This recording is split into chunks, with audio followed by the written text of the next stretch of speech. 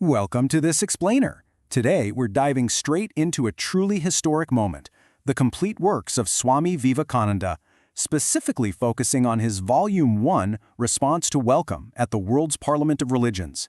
Now, picture this. It's September 11, 1893, in Chicago. Vivekananda steps up to the podium and delivers a message that absolutely electrified the globe.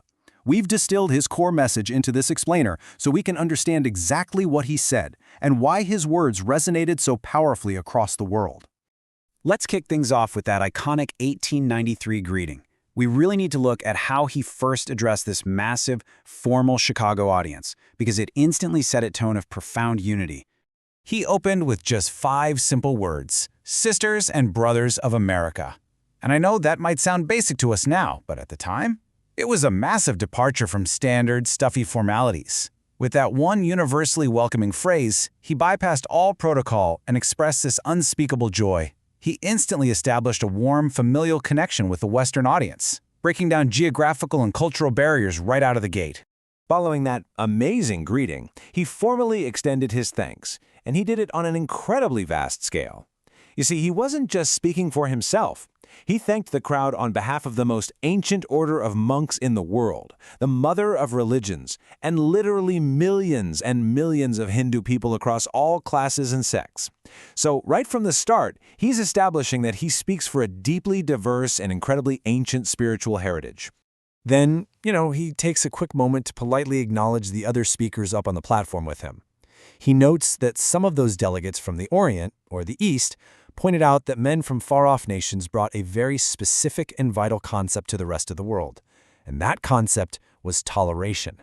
Which brings us to a really fascinating pivot in his speech: the difference between mere tolerance and universal acceptance. He takes that idea of toleration mentioned by the other speakers and uses it as a springboard for something way, way deeper. He draws a stark contrast here. He tells the audience he's proud to belong to a religion that hasn't just taught the world to tolerate, but to universally accept. And think about the difference there. Universal toleration kind of implies merely putting up with something as a courtesy, right? Like, I'll tolerate you. But he says his faith actually accepts all religions as true. It is a fundamental shift from politely enduring other faiths to actively validating them. But here's the thing. He doesn't just drop this as some lofty, abstract, philosophical theory. He grounds it in historical reality, showing how his nation has acted as a literal, physical sanctuary. To prove that this acceptance isn't just talk, he gives concrete historical examples of India sheltering persecuted refugees from all over the place. For example, he points out that they took in the purest remnant of the Israelites, who fled to southern India the exact same year their holy temple was shattered to pieces by Roman tyranny. He also adds that his religion sheltered and was still fostering the remnant of the grand Zoroastrian nation. This is acceptance demonstrated through real historical action. To beautifully illustrate this whole philosophy of universal acceptance, he turns to a hymn. He shares that it's a hymn he actually remembers repeating since he was a little boy, one that millions of human beings repeat every single day. The hymn basically says that just as different streams, which start in completely different places, all ultimately mingle their water in the sea, well, so do the different paths that people take in life. Even though these paths might look totally different, whether they seem crooked or straight, they all ultimately lead to the exact same divine source. It's an absolutely brilliant metaphor. And he takes this unifying concept even further by referencing the ancient doctrine of the Gita. That doctrine states, "Whosoever comes to me through whatsoever form, I reach him. All men are struggling through paths which in the end lead to me." Vivekananda looks out at this massive crowd and declares that the very gathering of the Parliament of Religions itself is a public vindication of this wonderful unifying doctrine.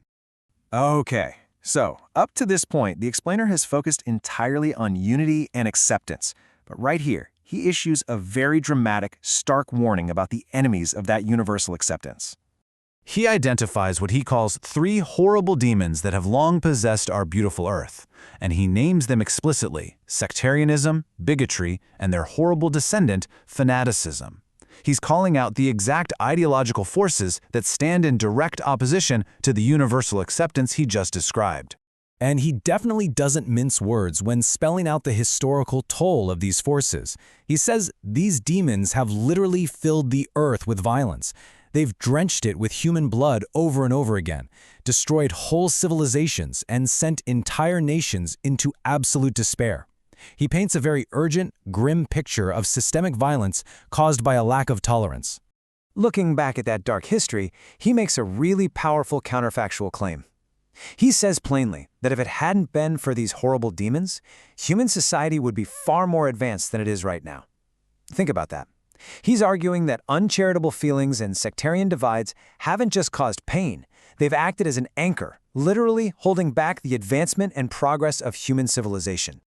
But after that stark warning, he concludes his address with this incredibly fervent hope.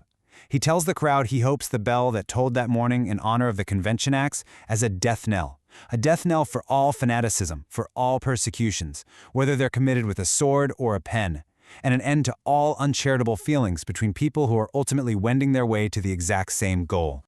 As we wrap up this explainer on his 1893 vision, it leaves us with a pretty massive lingering question. We've seen his breakdown of acceptance versus tolerance, the historical examples of refuge, and his intense warning about bigotry. So, taking a look at our modern world today, we have to ask ourselves, since that bell tolled in Chicago, has humanity finally achieved this level of universal acceptance? Or is that death knell still waiting to truly sound? It's definitely something to think about. Thanks so much for learning with us today.